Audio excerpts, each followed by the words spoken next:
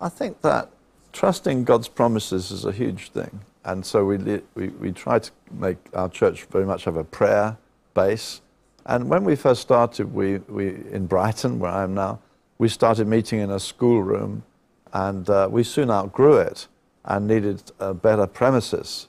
We prayed for better premises. And for us, we got hold of a rather redundant mission hall in Hove, Brighton and Hove together, and it needed renovation. And so we set targets of raising £20,000 3 times a year, which was a real faith stretch for us, because we were only like 100 people, and 20,000 was a lot more then than it is now.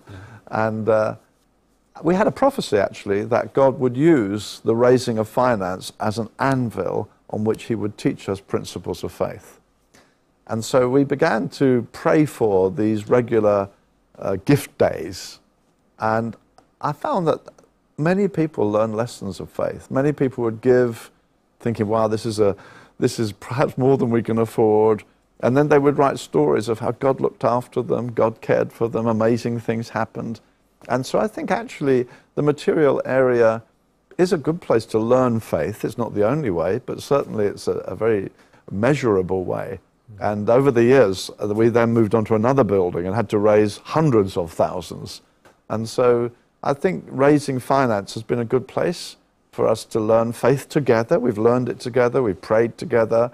If we have any rich people in our church, I don't know who they are, but over the years we've raised millions for our building to put it up and have it established now. And so I think that's a good place to learn faith.